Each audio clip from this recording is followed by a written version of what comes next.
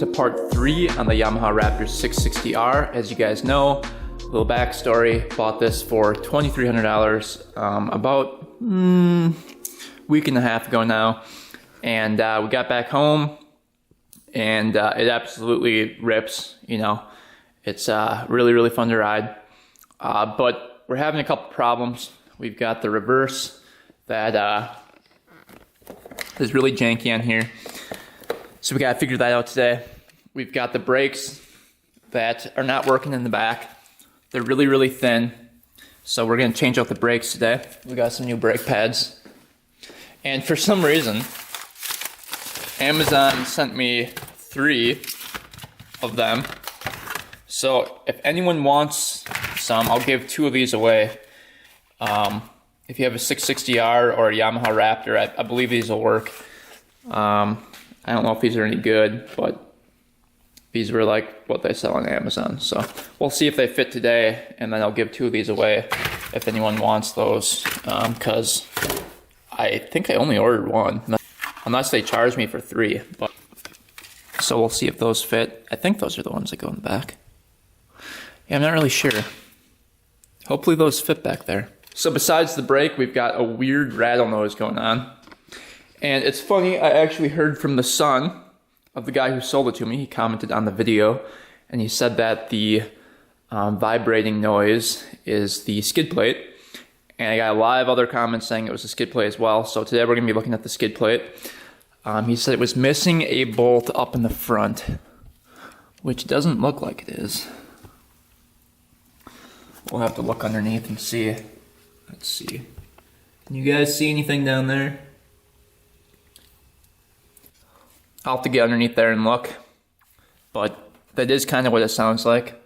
So we'll be looking at the skid plate, putting a couple bolts in there, seeing if we can get that rattle noise to go away. And yeah, that's the plan for today. And then we're going to be taking this for a rip. If the back brakes do fit on the back, we're going to be sending this thing and trying to do some wheelies with it. Last video, the wheelies were not that great. This one, I'm going to try to find the balance point and try to really hit those wheelies. I also want to check compression on this thing, because I actually heard from the neighbor of the kid's dad that sold it to me, which is funny. I heard from the kid that his dad sold it to me, and then I heard from the neighbor. The neighbor actually said that this thing is kind of clapped, and that you know, we had like, I think he said 98 pounds of compression. So we're going to be checking compression today, confirming that. It could be a valve out of spec, so that can mess with the compression. So we can also check the valves. I think, yeah, there's the valve caps right there. Okay, that's not a big deal. So we can check those. We've got the manual for it, so we'll be all good to go there. But yeah, let's jump right into it. Let's start with the skid plate and see if that's missing some bolts. Alright, so right now we've got a weird rattle noise. For those of you that haven't seen the previous video, I'll start this thing up for you guys.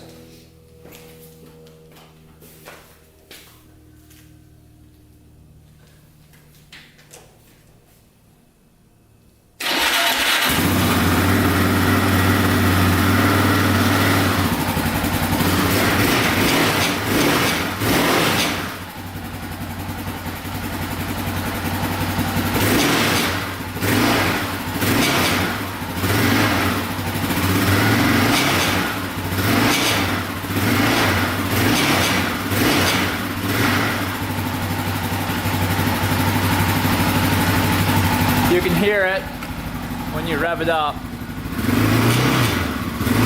Right there. Right there. Right there. So, I think it might be the skid plate.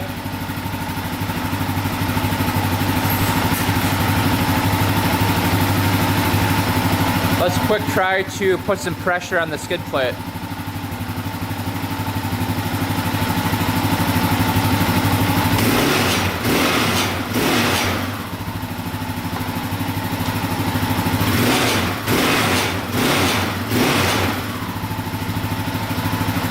Yeah, I can still hear it. Let's check for missing screws on the skid plate here.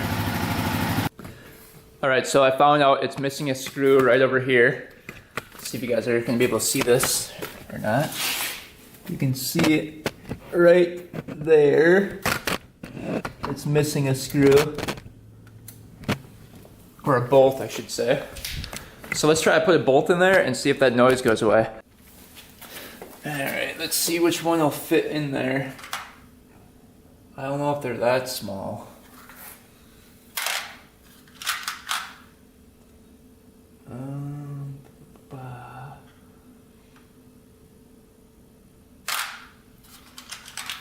Check an 8mm here quick. I don't know if you guys can see it, but the bolt's coming up right through here. Let's see, I found the correct size. Yeah, it's grabbing. I don't know if you guys can see it or not.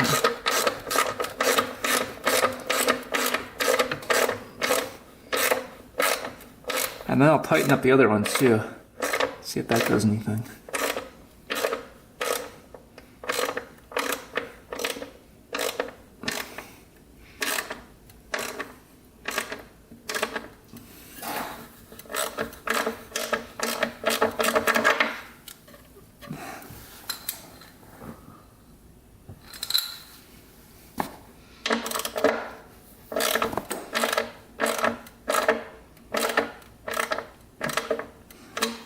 Alright.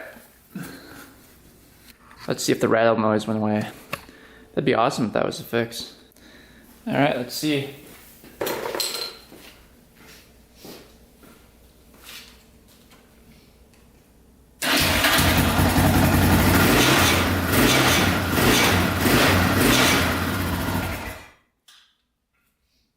That did not fix it.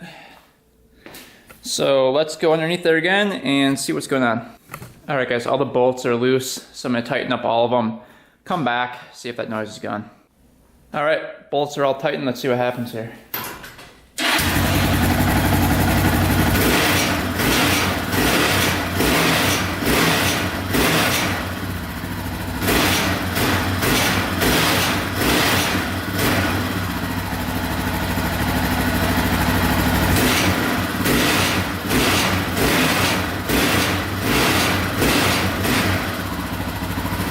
Yeah, not going away. So I don't think it is a skid plate.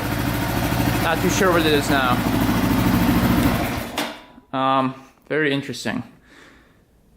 It's very hard to pinpoint. Tighten down the skid plate. It's super tight. You know, it could just be that the skid plate makes noise even though it's tight.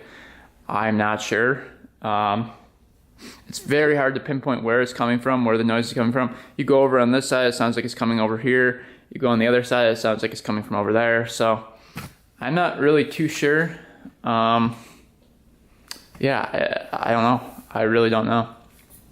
So we're gonna move on to the back brakes, fix those. Hopefully we bought the correct brake pads for it. All right, there's two 13mm bolts right here. One is right here holding it on. One is right here.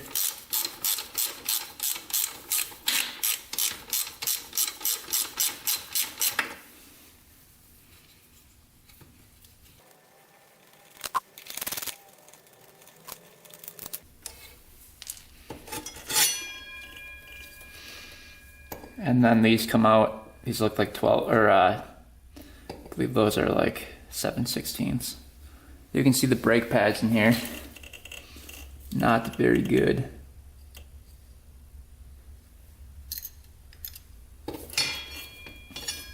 Yeah, let's get these off. There's little tabs you have to knock down as well. Probably could have done that first before I took off the brake.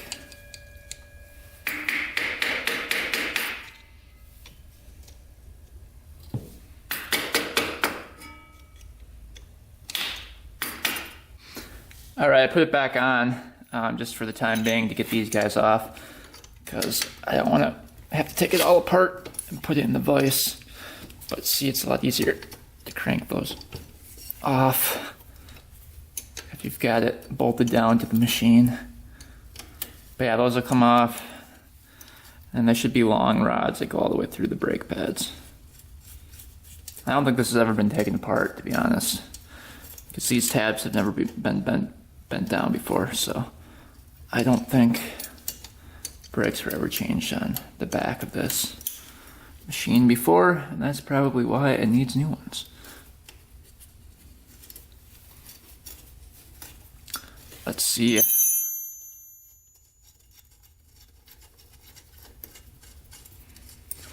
We gotta grease these up too. Pretty dry. Getting kind of corroded in there. Back these out again. All right. Our brake pads should come out. Yep, right there. We got that metal thing. The piston's like all the way out, you can see. So we're gonna have to probably push that back in a bit if we're going to want to put the brand new brake pads on. But we've got the pads over here. Let's open these up, see if these fit. Factory spec brake pads. I don't know if it's a good brand or not. Let's take them all out. Oh, these are just back ones. I see. Alright. Let's see if these fit in here. So the old ones look like this. They should fit. Oh yeah. Check this out. Holy cow. Look at this. This completely metal. Brake pads all gone on that thing. So the rotor was just hitting metal. This one's got a little bit left on it, but not a whole lot compared to the new ones. I mean, that's crazy. Yeah, these back brakes have been used for sure. Look at this one. No brake pad. That's where it's supposed to be, right there. So yeah, not good. All right, we're gonna probably push that piston back and try to get these in there. All right, so we pushed the piston back right here. Just took this little guy, pounded on it with a hammer, and then pushed it the rest of it the way with my fingers here. This clip goes on here. Let's see.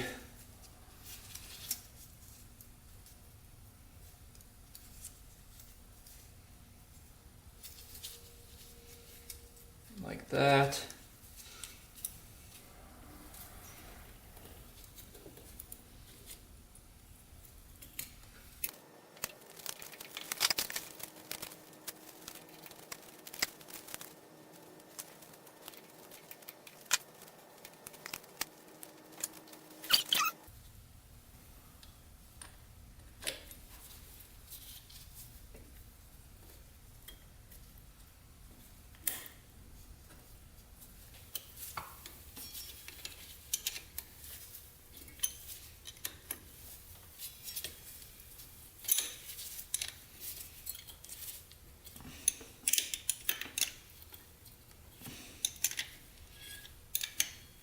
We'll fold up these tabs once we get it on here.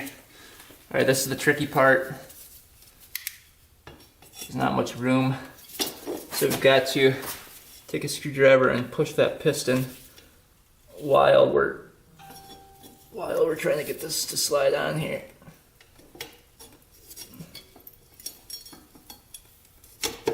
There we go. Just got my finger caught in between there. All right, I think we're good.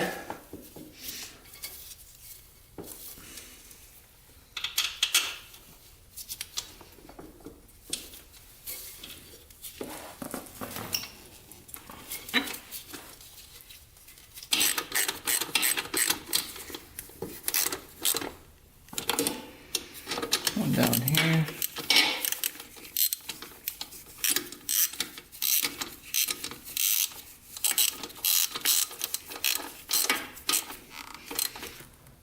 Nice and tight.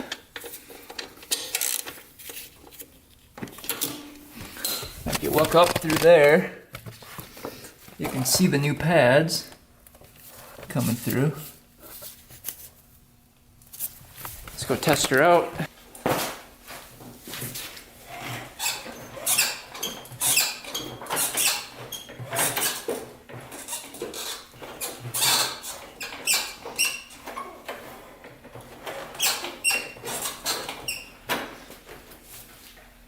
Oh yeah, they work great. So brakes are fixed. Brand new pads. Again, if anyone wants these pads, let me know in the comments section. I'll pick 2 people and they can get brand new rear brake pads for free. Probably give them away because I already have one. So Amazon sent me 2 extra ones, I guess. But yeah, brake is all secure on there. Don't even have to bleed it. So perfect. All right, good to go. Now we're going to do the compression test. I just want to see what this thing's running for compression. For the compression test, we're going to take off the spark plug. I've got a compression gauge, and then we're going to hold this open while we're turning over the motor. See what we get here. It says start the engine and let it warm up for several minutes. Stop the engine, remove the spark plug, attach adapter and compression gauge. So let's quick warm up the engine and then we'll check the compression here.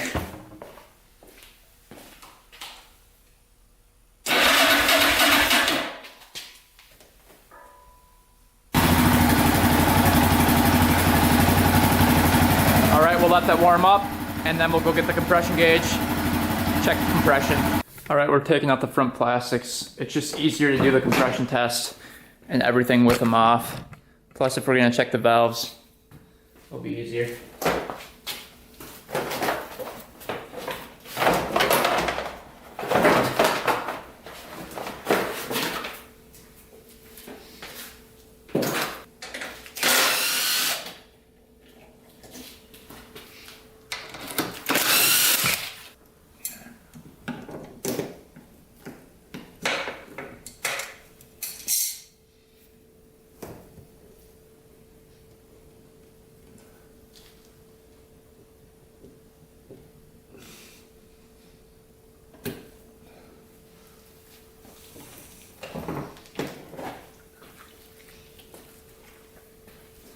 Access to the carburetors here. This little panel. It's like a little rubber piece. It's like a little heat guard. Just fold that up. And the spark plug is right there. Keeps on falling back down. Come on, baby. Oh, there we go. All right. Got the plug out. We're running a DPR8EA plug. It's looking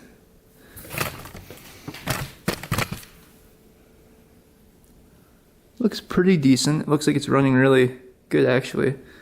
Nice and brown. That's good. Let's stick the compression tester in there and see what we get for a reading. Try to twist this guy down there.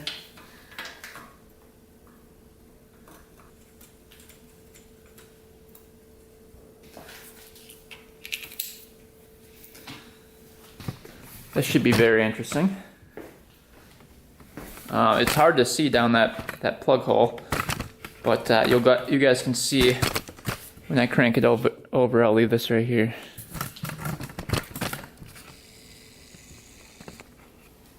See what we get. Zero that out. All right, here we go. Throttle held in.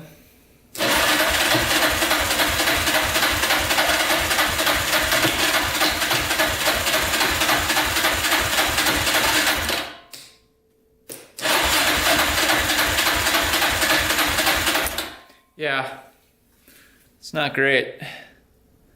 What's that, 93?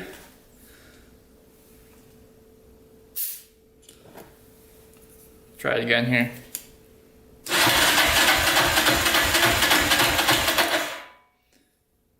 Yeah, same thing. Not too good. Huh.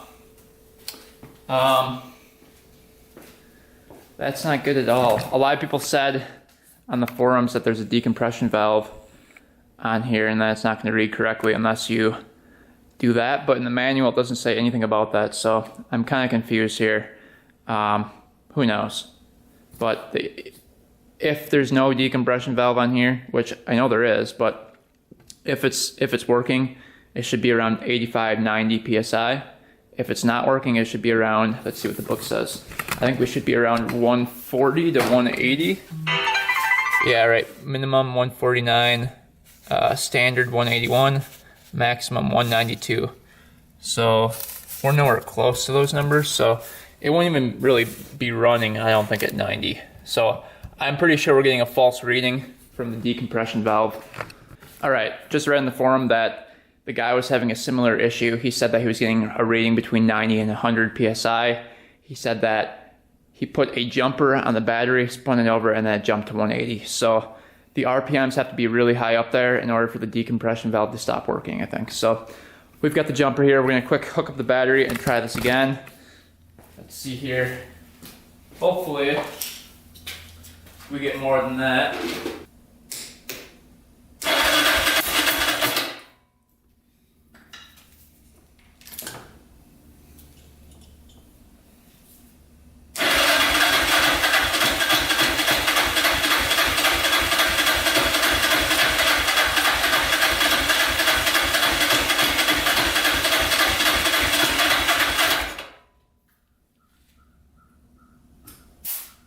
Same reading. The charging thing isn't really working. It's still cranking over at the same speed. So we're gonna give it a little bit and then try it again. But it should be faster. It climbed up to about 98 this time. All right, give it a little bit more time charging. Let's see what happens now. Turn it on. Go.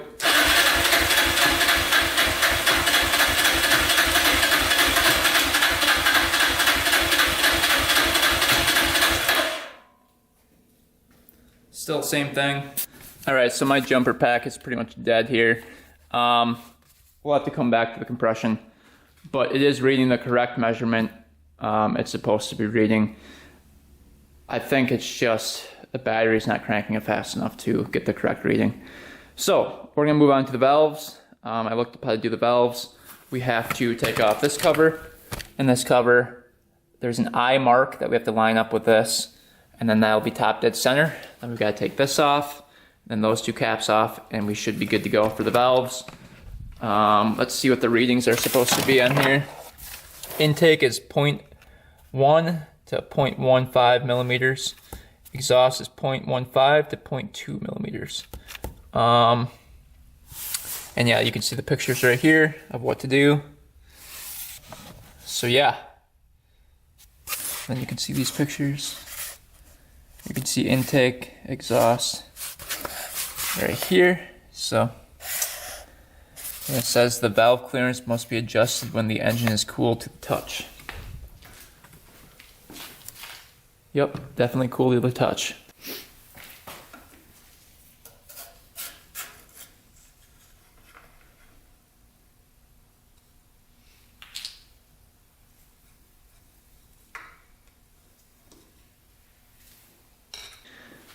All right, so we're looking for a straight line up here. Gotta get my phone up, the light.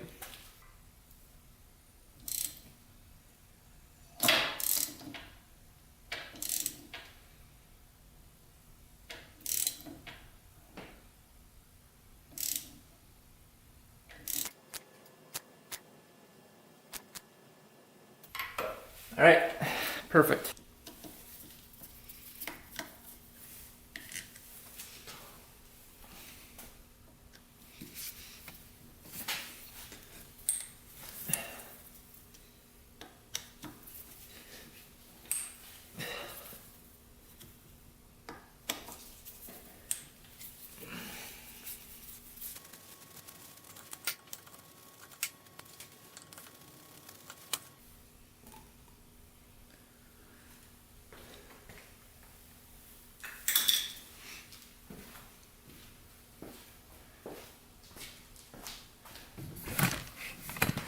All right, access to the valves right there. Looking pretty good. Let's see if we're at top dead center. Nope, looks like we have to rotate it one more time. When you're at top dead center, they should have a little bit of play in them. So we gotta rotate it another 180 degrees. All right, so we've got the valve covers off on both the intake and the exhaust. You can see down there. Got the timing mark lined up. And you know what's funny? These two valves are tight. This one's loose, a little bit. It's still pretty tight, but you can see it moving a little bit. These are really tight. And the exhaust ones are a little bit loose. So these feel like they're in spec, but the intake ones are just tight, like completely tight. So that's not good.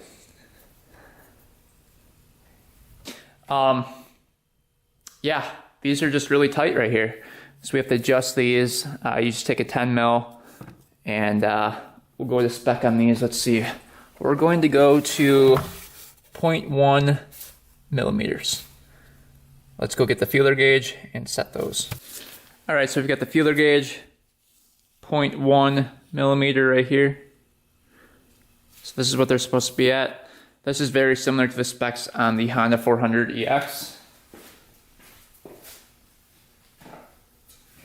Grab a 10 mil, we're gonna loosen all these up.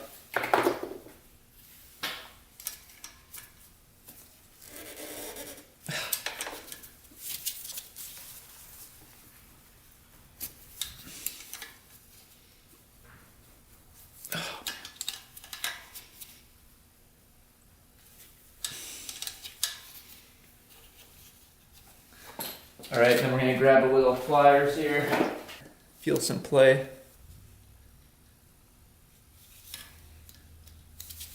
Probably just do that with my hand here.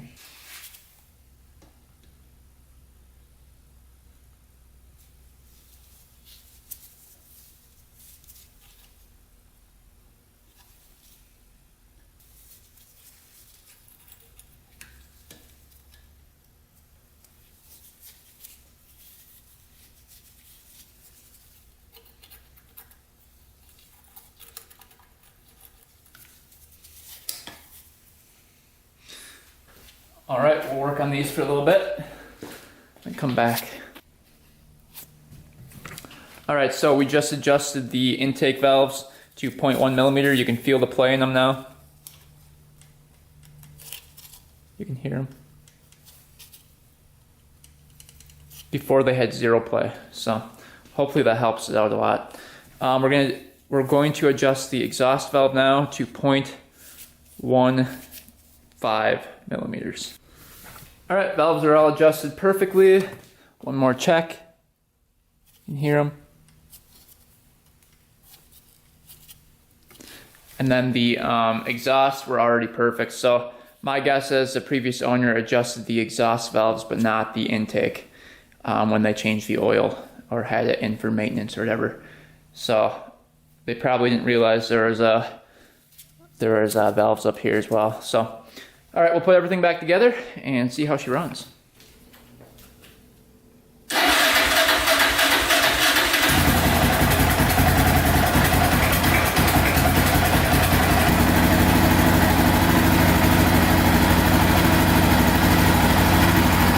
It should run a lot better.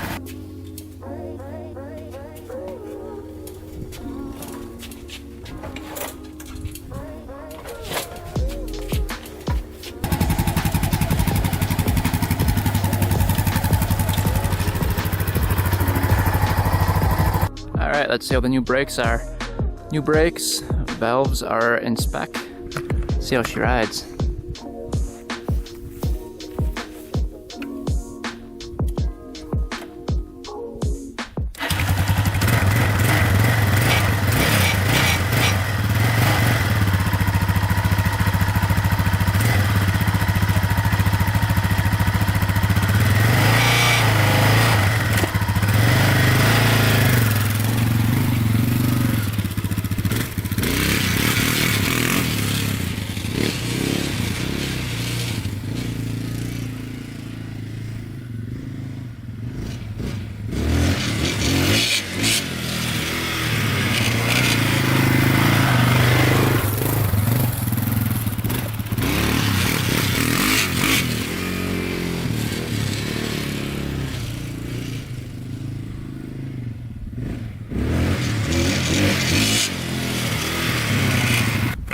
Oh yeah, she's pretty sweet. Pretty sweet. Back brake works great. Everything's good to go. Alright guys, finally no wind. Great day for a ride.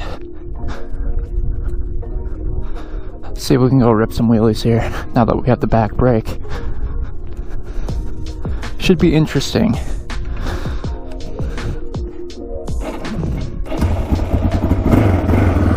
That was weird.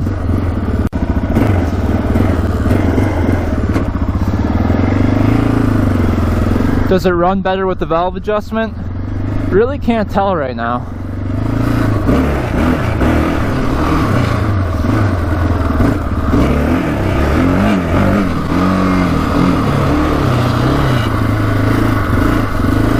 Let's see here. Woo!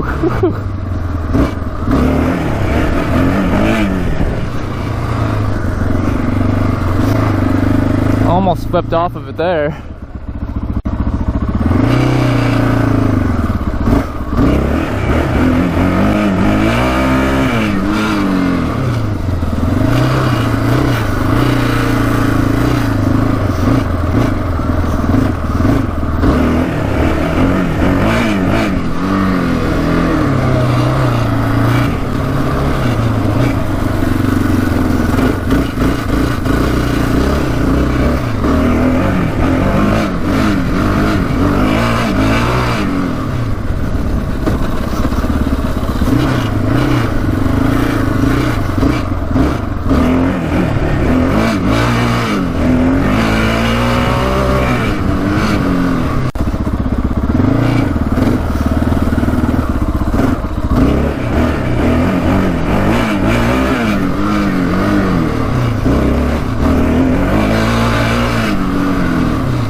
I don't see any noticeable power difference now that the valves are in spec here, but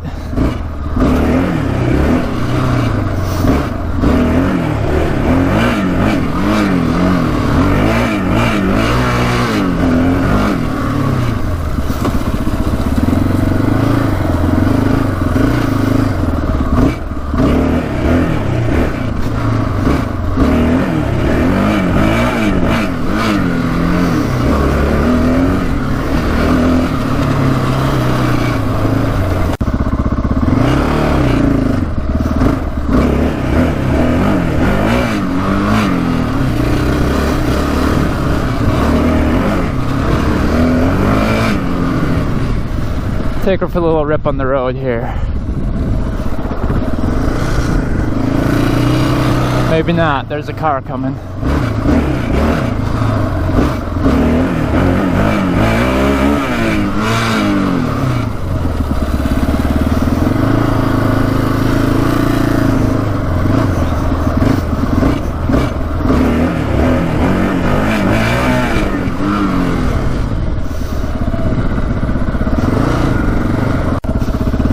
Take her for a little ride on the road.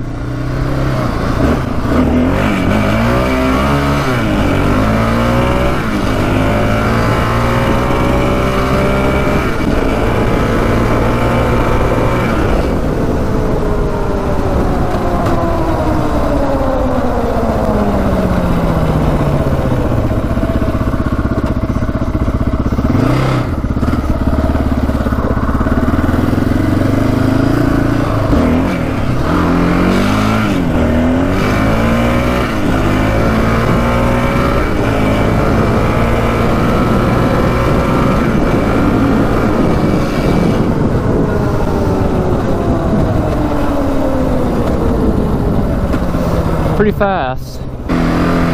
Go give her a pressure wash now.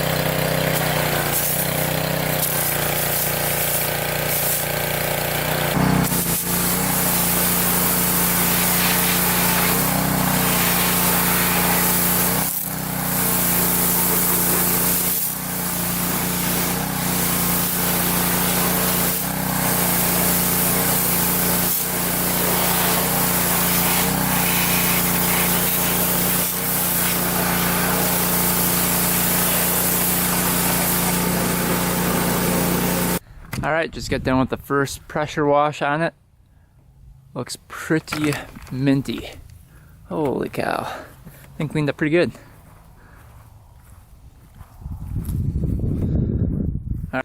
Alright, all cleaned up, good to go. So we fixed the valves, we fixed the back brakes, we did the compression test, which we need a better jumper in order to get the correct reading. But we'll come back to that. I fixed the reverse knob, so now it's a lot more stiff in here. You can see it doesn't all move around in there. Pressure washed it, so it's looking really clean. So I think next video we're going to be doing the race between this and the Honda 400EX. And then I think sometime this week I've got a new machine I want to be working on, and then a Kawasaki Takate to rebuild. So stay tuned for those videos. Those are coming up pretty soon. Hope you guys enjoyed and maybe even learned something along the way. And I think that's pretty much it. Thanks for watching, guys. Thanks for subscribing. Until next time, we are out.